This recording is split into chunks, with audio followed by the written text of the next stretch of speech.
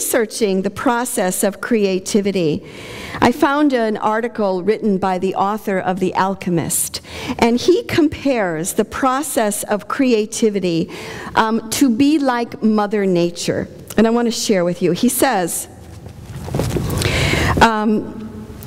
the first step in the creative process, in like Mother Nature, is to plow the field. And that is to take the earth that is, the dirt that is under the ground, to turn it over. And for that which is on top, to put it under, to just start mixing things up. So the first step in the creative process is preparation. And our preparation happens when we practice musical scales, when we show up for morning pages in our writing, when we prepare the canvas, when we research software. It's the showing up. Yeah? It's going out on an artist date and to a museum. It's listening to great music or going to a play. It's feeding that artist within ourselves. So the first step is the preparation. And just as an aside, I'd like to know, because I know we have a community of artists here. How many writers do we have here? And look around the room to see your fellow writers. How many musicians and singers do we have in the room? How many painters? How many sew and knit and use textiles? How many cook? What am I missing? Sculpt. How many sculptors in the room? How many make jewelry? What else? Woodworking. Woodworking. Gardening. Fix boats. Fixing boats. Dancing. How could I forget dancing?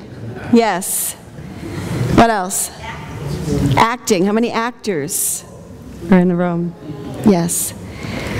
So you get this feel, and creativity is also about being a parent, isn't it? Being a mom, taking care of your baby, being a dad, being a teacher. Creativity enters all forms of life. It's not limited. So the first step in any creative process is preparation, is plowing the field, is showing up and doing a work. It's studying the joy of cooking, you know, or learning vegetarian cooking.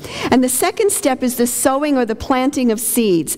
And it's the incubation period. So you've done your work, you've done your research, you're showing up every day, and this is the place where it looks like nothing is happening. Yeah? You ever have that where you're working on something, it's like nothing is happening here? I know that when I go to write a sermon, I'll do all my research, plowing the field, and then I just have to sit, and sometimes it's watching the news or checking emails or whatever, and at times it doesn't look like you're doing anything when you're in this place, yeah? But what you're doing is you're allowing the synapses and the connections to happen maybe on a subconscious, on a right-brained level that weren't happening while you're struggling and working away at it. So the second step is the plowing, is the planting of the seeds, of the sowing. It's letting it incubate and letting it be.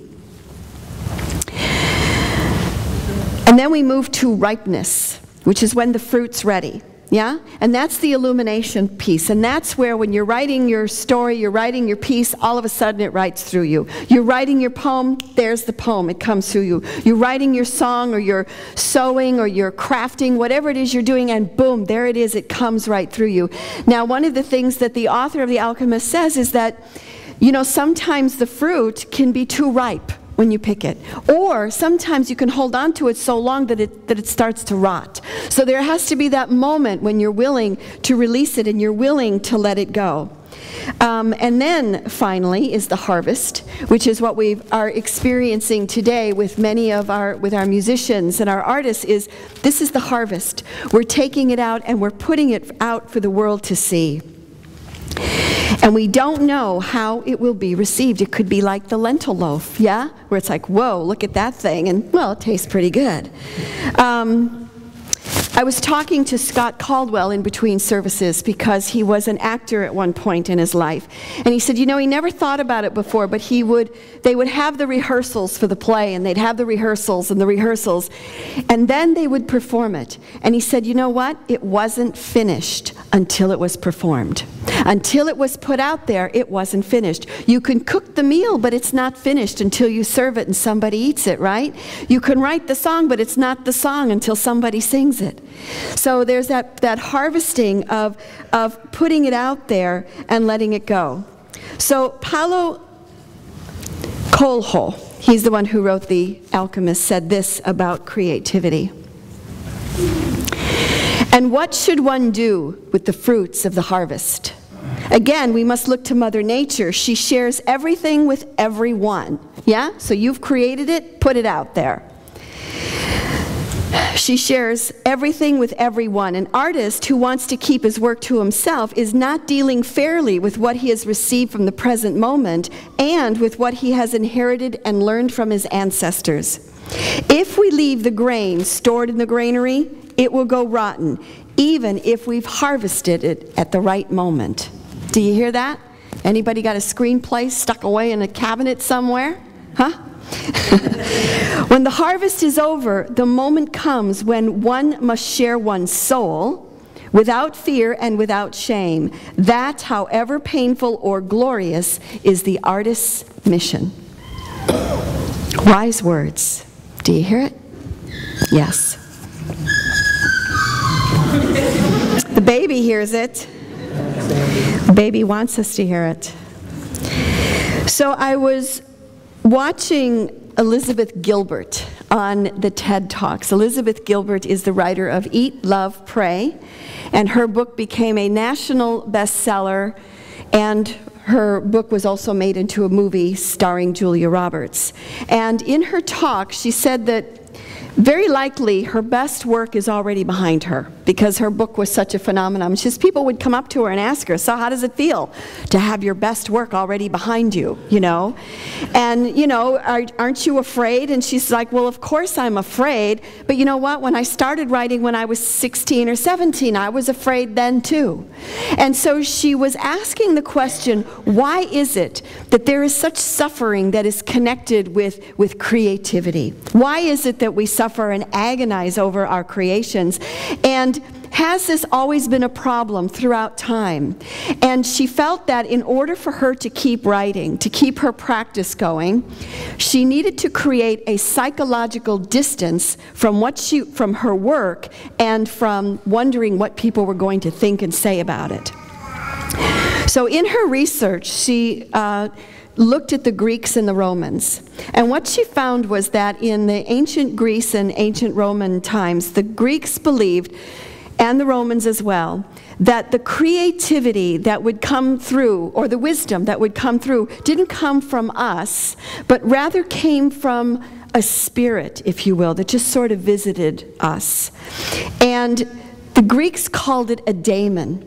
And Socrates believed that he had his own personal daemon who shared with him incredible wisdom.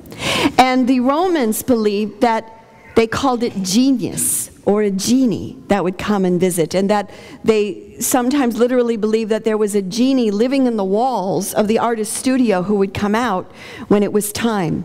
The artist would do the artist's work, preparing the canvas, showing up, and then the genius would appear. She said that what happened was in the Renaissance period, that instead of it being looked at as something coming from out there, all of a sudden it was all about me, right? And instead of being visited by genius, all of a sudden, I am the genius. Instead of being visited by a creative force, I am the creative force. Now in Unity, we do know that everything comes from within, that it comes from the Spirit of God within. But her point is, how fragile are our egos to take on that kind of energy?